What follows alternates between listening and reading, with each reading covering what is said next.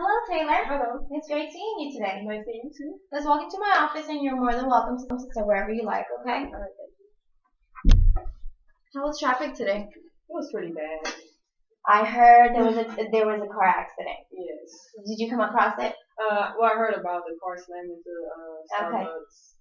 Yeah, I heard of that too. Yeah, so that kind of held me back a Well, little bit. I'm glad that you're here though, and that you're not involved. Yeah. Okay. Is the temperature to your liking? Do you want Yes. a bottle of water or coffee? Okay. At any time you need something, or there's something not to your liking, for example, the temperature, or you get too cold, let me know. Okay. Well, I'm very excited in working with you, and I'm looking forward into being involved with your personal growth.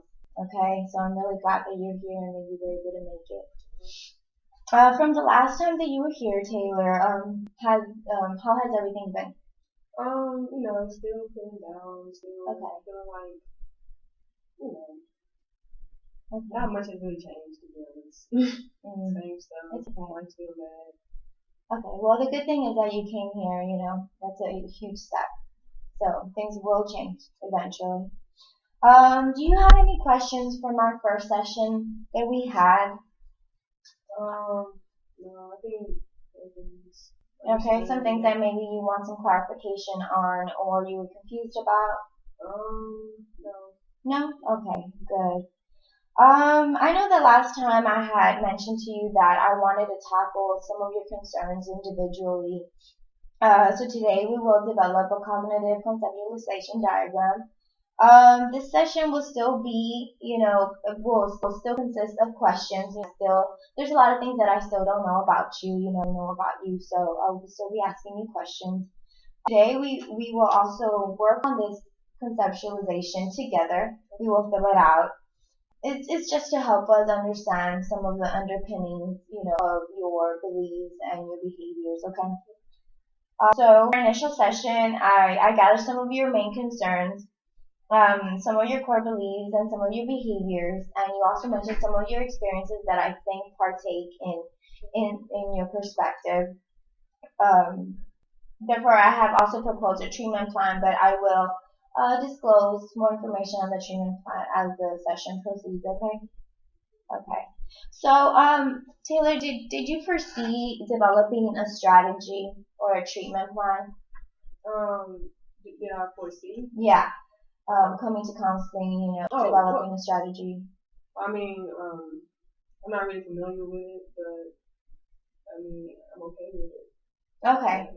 Okay. No, I just asked because sometimes it's a good idea to have them written down, have some strategy or some piece of paper that can help us kind of pinpoint some of the issues that are going on and kind of break it down into subsections and see like that. And that's what we'll be doing today. We'll be working on this diagram that I tell you together.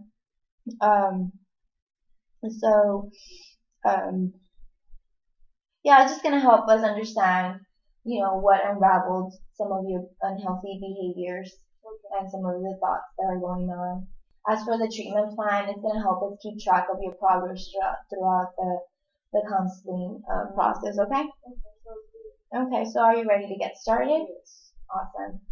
So, how's everything at the house? My son is going on in college. My wife, keeps mentioning, his son don't have a degree or not.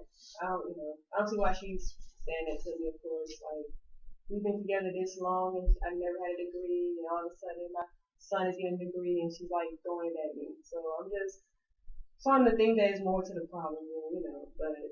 Yeah, she continues. Yeah. You did mention that in the first session that everything started when he went to college. That she started saying, that you're supposed to be the role model. Those things are still going on. But I think that I did a good job raising him. I don't think that takes away from me being a role model. But lately I've been feeling like maybe I'm not their role model because his dad doesn't have a degree.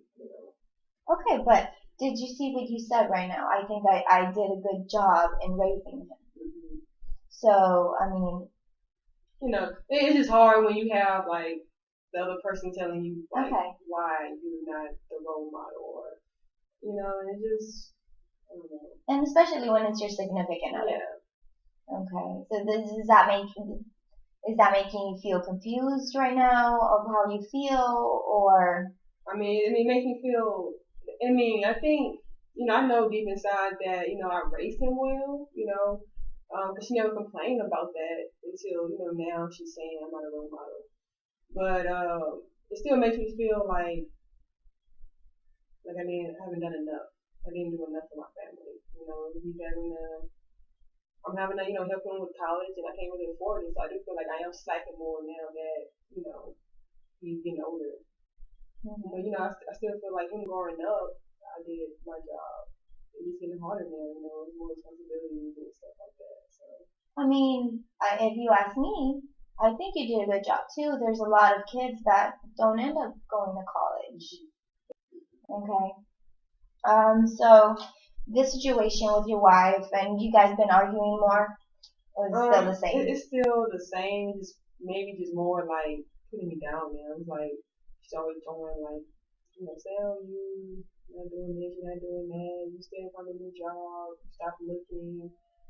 So it's just more nagging, but I mean the fights are still the same. It's not more or less.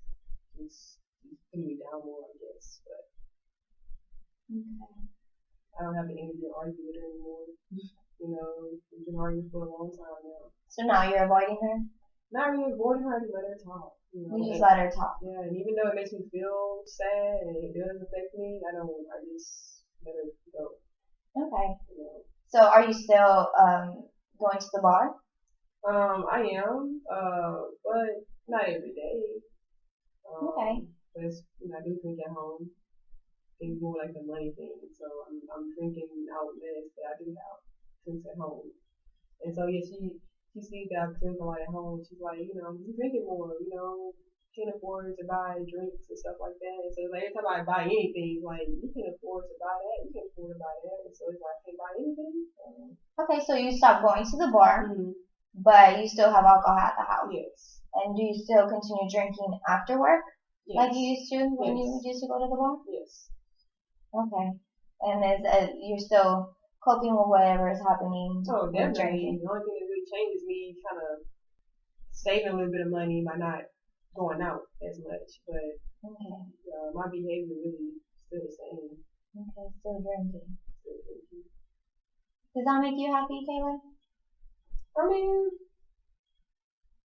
I don't know. I just see it as me trying to make it. Me trying to get out of this, or just me trying to deal with it. If I can't get out of it, just I need something to help me deal with it. And right now, that's the only thing that's helping me deal with it. So. You don't think there's other ways that you can deal with this? I mean, I don't think anything can really help me deal with this. Have you tried? No. No? Okay. Have you talked to your parents? I know that the situation you said that you don't have a good relationship with your father, but you have a good relationship with your mother. Maybe talking with your mother about this.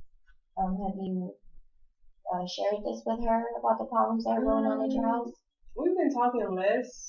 Not for any like bad reason or anything. Just I call her at least like once a week. Say hi things. I tell her fine. I don't go into much detail about it. Just because I tell my father. I don't talk to my father. Still the same. No we talk, but I did go over there for Thanksgiving, and just I don't really talk to him that much. He's kind of distant. Just talking to my mom and my sister and stuff. Okay. Did you have a good time being with the family? It was okay. I was just there. Okay. It's kind of hard when you know that your father thinks of you as a failure and stuff like that. And just like the whole like my wife, just being around her too. At the same time, my father is like it was too much. But I mean, I was able to deal with it. I'm still went. Okay. Did you try to reach out to your father? I spoke to him. I said, how things, how's work, and he asked me how I was doing at work. I said the same thing. He kind of giggled, chuckled, and I kind of got upset, but that's him. Always been him. And why did that make you angry? Because you ask someone how's work, and kind of just chuckle at your answer, because like to them it's like you're not doing anything. It's like to me it wasn't a good chuckle. So you feel that maybe he was making fun of you? Yeah, just being an ass. Okay. So Okay. So what about your brothers and your sisters? I know you mentioned that you saw them too, and but yeah, we always on good terms. They saying, it's cool. They kind of, I kind of had a good time because of them. I was hanging out with them. My mom, but everything's fine with them. Nothing. you had mentioned in your first session that sometimes it was hard to be around them because since they were successful and your dad always treated them a little bit differently than you,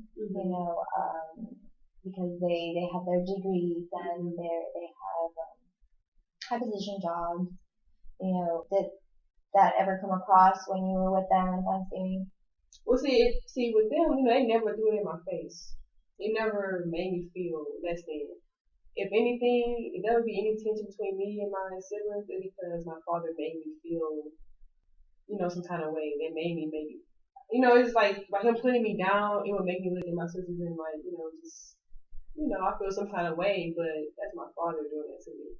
They haven't done anything to me to make me, mad at them or anything. It's really my father doing that, comparing us and stuff like that. So. Okay. I heard you say the word comparing. Mm-hmm. So I see some similarities here when it comes to your father and your wife. Yeah. These are two figures in your life that do the same things to you. Mm-hmm. They put you down. They talk bad about you. They never support it. Mm-hmm. They're just telling you, you're a failure. And it's because these are significant people in your life. You actually think this is true. Yeah. At times. Yeah. Because I always put value towards like in my wife's opinion. I always ask her like, what do you think about this? Always, she's a smart person, and so I do value the things that she says. And so it's kind of hard to like just ignore that statement about me. Same thing with my dad. Like just growing up, even though we never had that relationship, I was like successful. He's a smart man, Mm-hmm. But so it's kind of hard. Like I said, when they say stuff like that, it's like wow, Mm-hmm. It's kind of hard not to believe.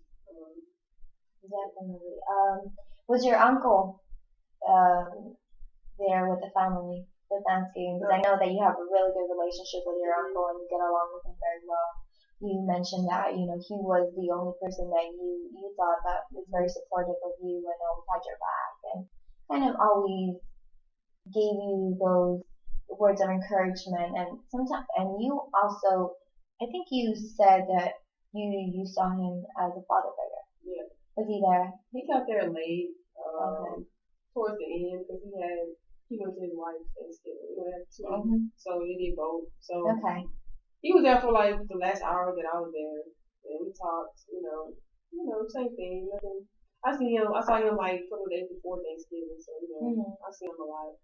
But yeah, he got there late. So. Were you able to talk to him? I know that you were able to talk to him because you said you like to talk to him. Yeah, and how things are going, and I told him the truth. He's the only one that I talk to, and I told him the truth, like what's been going on with my life and how his dad been treating me. And it's just, try to encourage me to, just do the best that I can.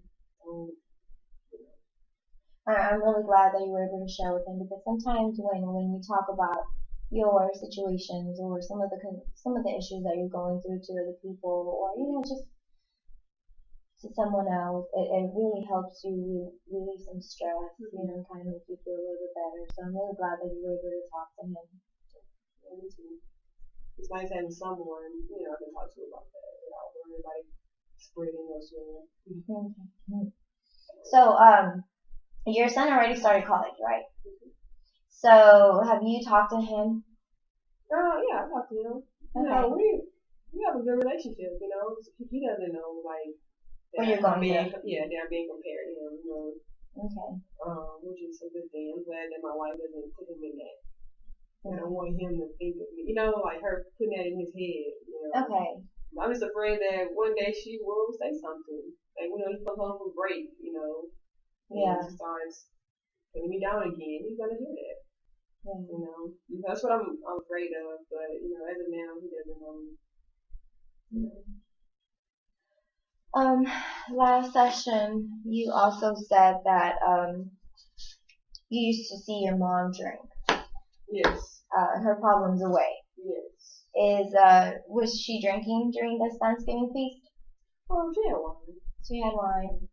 Do you know if she still has any problems with your father to this day? She doesn't really talk to me about that anymore. But I see alcohol in the house. So I'm pretty sure she still drinks, but she had wine on Thanksgiving. Okay. Which is not bad, Yeah, I mean, Thanksgiving is a day of feast and eat and get together with the family, have a good time. Are you still concerned of her drinking? That's what I meant to say. I said she didn't really. Cause I used to ask her a lot, like, Mom, you still drinking a lot? You know me, I love a drink. But she doesn't see anything wrong with it, so she admits it. I haven't really asked her. I've been going through so much. I haven't really asked, but just I guess seeing her drink wine was a change. I guess because usually she's drinking hardcore Thanksgiving, but I guess it's something I should ask. But I am. Yeah, you did mention that you were a little concerned because she was another individual in your household, well, in your family that drinks alcohol, and that you used to see her when you were a little kid drink her problems away with your father because your father was very verbally abusive to her. So that's why I asked. So okay, this is very interesting.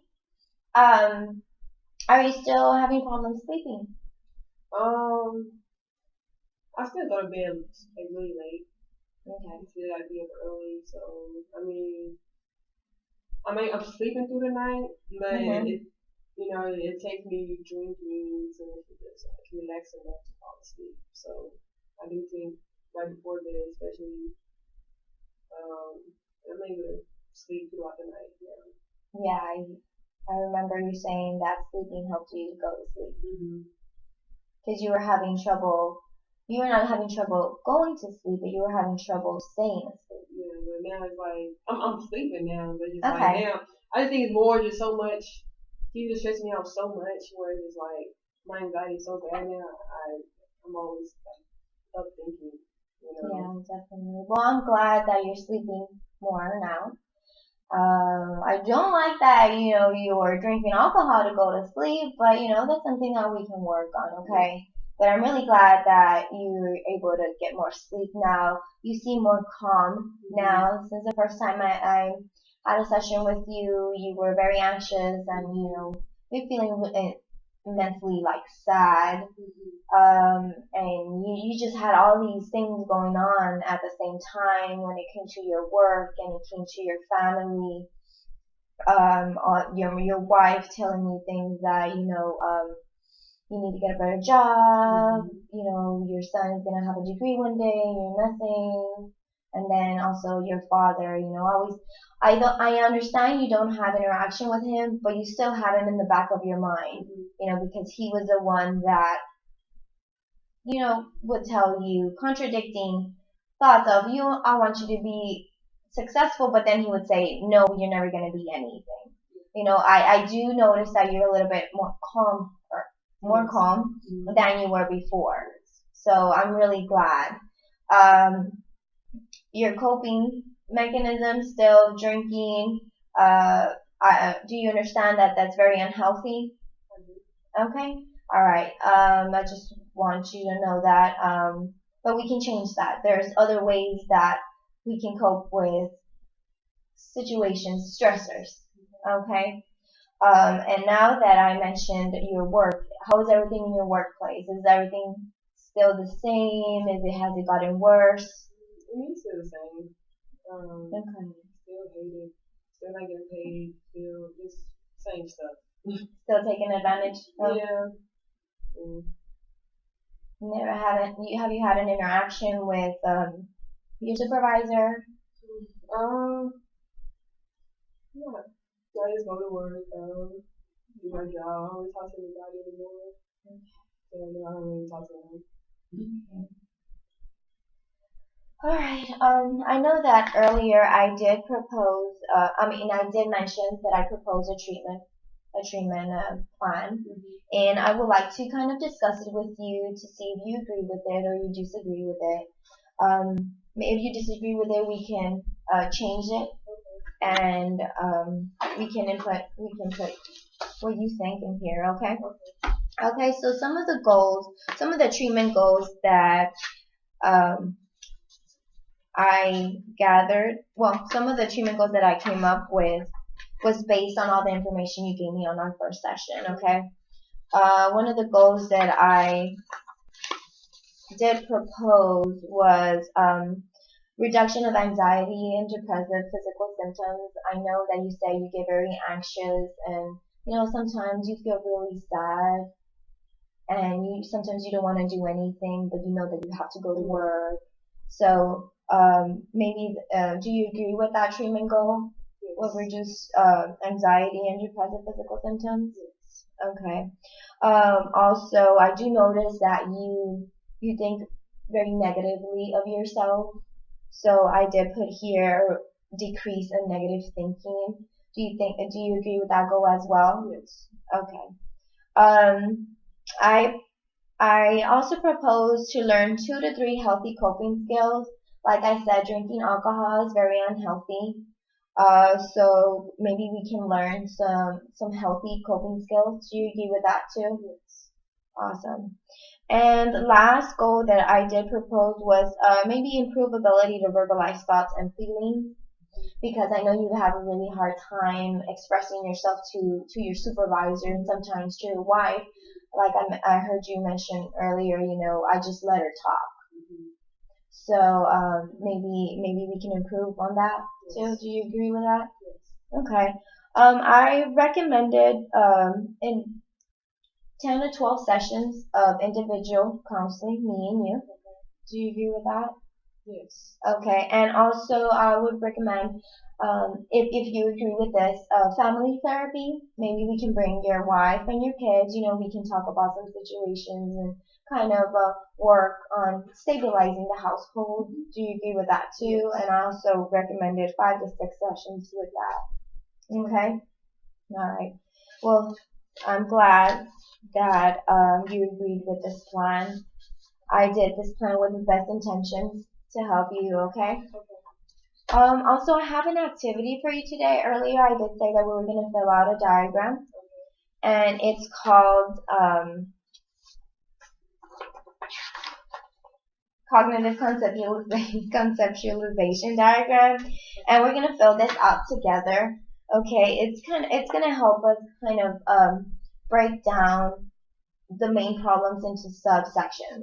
Okay, kind of see some underpinnings of why you believe this, what are the meanings to this, and stuff like that. Okay, so what we're gonna do is I would like for you to tell me, to think about 3 situations that have made you feel, let's say, um, worthless, that you're a failure, and that you're never gonna succeed in life. Just those are just some examples.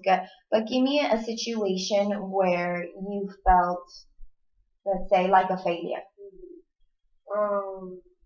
Not getting a raise when I asked before. I did not get that, even after all the hard work that I've been doing.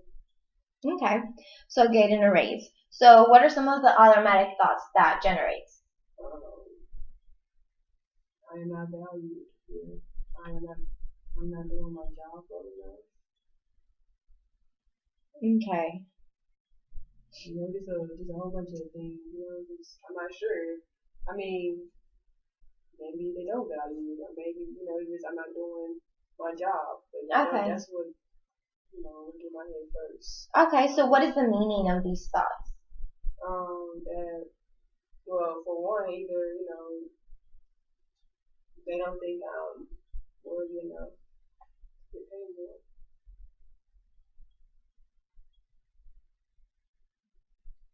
And what are some of the emotions that came across? I was angry. Angry. So what was your behavior? I did work slower that day. You did? Okay.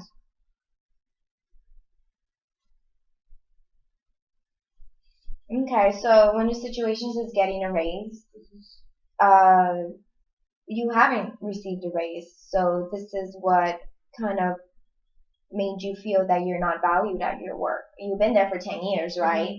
So you haven't received a raise for 10 years and you feel that you're not valued. And that meant to you that maybe your worth is not enough there. And that made you feel very angry, so therefore you worked very slow that day. Yes. Okay. Situation number 2, maybe something that's made you feel that you're not a real father, because I know you mentioned that in our first session. I would say, my wife saying things like, your son, she told me, your son is really doing and you're not a role model. So, son going to college, maybe? And her saying that I'm not a role model. Okay. What were some of the automatic thoughts that produced? She thinks I'm a bad father, my wife. Okay. So, but what are some of the automatic thoughts that it produced to you? This is based on you.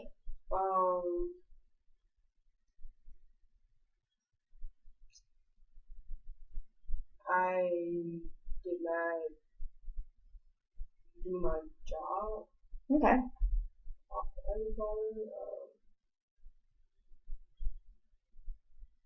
Okay. So what is it? What did this mean to you?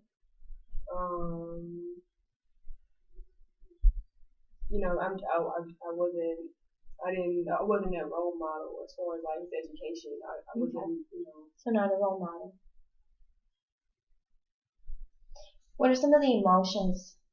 I felt just so bad. Okay. So can we put like you felt sad maybe? And I guess I felt like just less. Less than? Less than. Okay.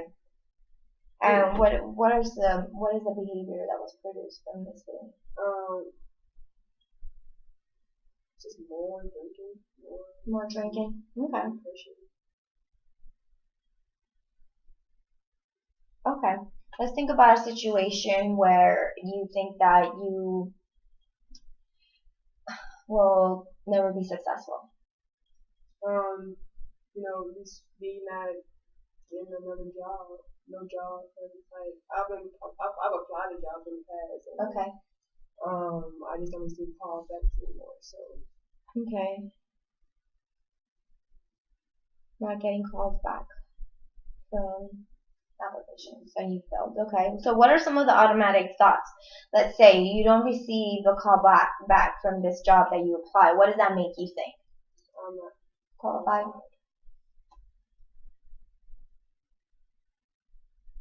Okay. So what does this mean to you? I would never move it. Okay. What are some of the emotions? Uneducated. Okay. And I felt sad, like. Okay. What are some of the behaviors? I stopped applying. Stop applying. Okay. Okay. So I want to share with you the top portion of this handout. These are some of the things that maybe kind of contribute of why you I don't know if you see that there's like a negative pattern here. All of the thoughts and all of these meanings have negative connotations, and probably these thoughts Um, so I'm going to read the top portion for you. So maybe we can see maybe there's a connection to why we think like this and why we feel like this, okay? So the first section says relevant childhood data. I know that you had a difficult childhood. Your father was very verbally abusive and he was very contradicting as to telling you, I want you to be successful, but then he would switch it on, switch it off, switch it off on you and say, you're not going to be anyone. And also, he was very verbally abusive to your mother, which caused your mother to drink alcohol, and your mother had many problems with your father. You also disclosed to me that your father cheated on her, so she drank away her problems and never talked to anyone but just drank. So maybe that's something you learned from her. So do you agree with this? Okay. So some of the core beliefs. I do hear you say, from information that I gathered first session also, I'm a failure. I'm not a real father.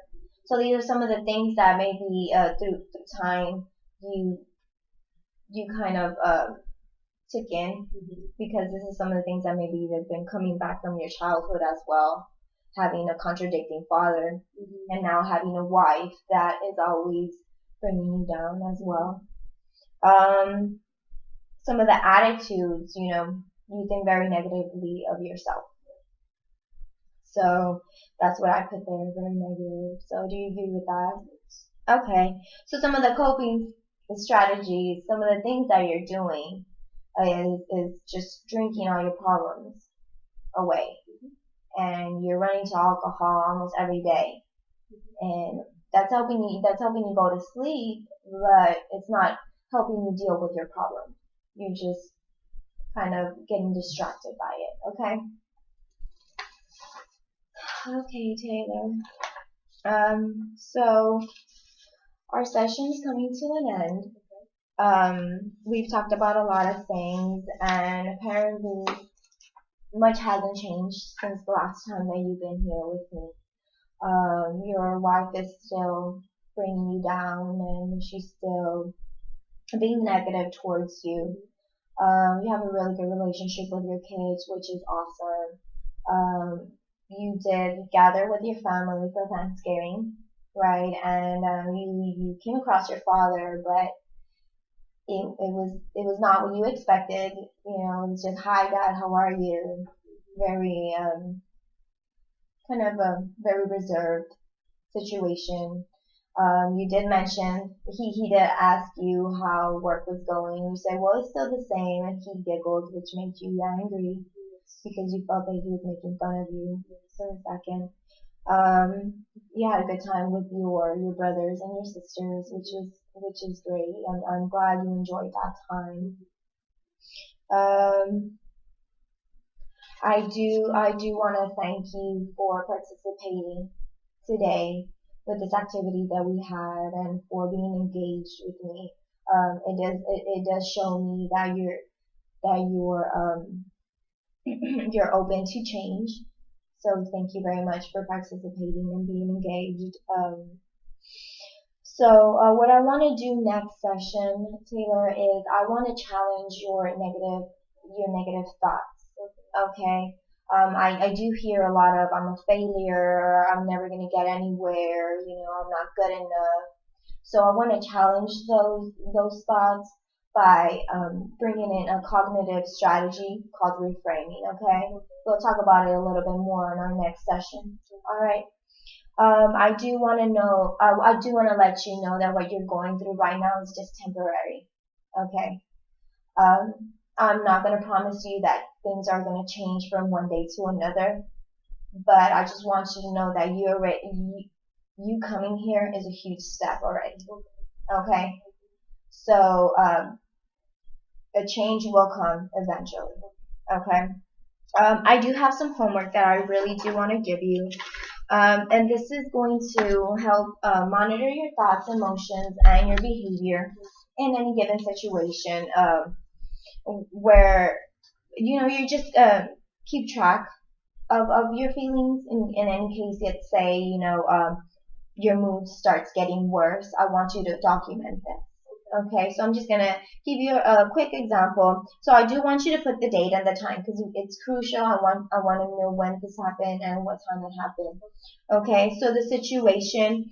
Let me see. Where's my example? Oh, here it is. So let's just go over this example real quick. So one of the situations that is written down here is thinking about Mark not calling me. So let's say this is individual expecting a call. Okay, so Mark is not calling her. So that's the situation. So what she's thinking, one of her automatic thoughts is, he must not care.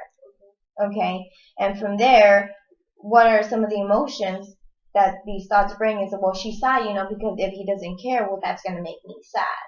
So I want you to document any situation that you're in that's making you think negatively and making you feel negatively as well. Okay, but I only want you to fill out these 4 portions. And once you fill out the situation, the thought, and the emotion, I want you to look at the alternative responses. Because sometimes we tend to jump to conclusions all the time, right? So if he doesn't call me, that means because he doesn't care, and that's it. We're not open to any other alternatives. So what I want you to do is I want you to write some alternatives here. Well, maybe he was in an accident, or maybe he got caught up with his mom, or stuff like that. Okay? All right, so I'm going to give you this so you can take for homework. And it's crucial that you complete your homework. This shows me that you were attentive during our session. Okay? And do you have any questions, Taylor, before we head out? No? Okay. Well, I'm really glad again for you coming and for sharing. I really do appreciate it. And I want to see you every week. Okay? We're going to get over this. Okay? And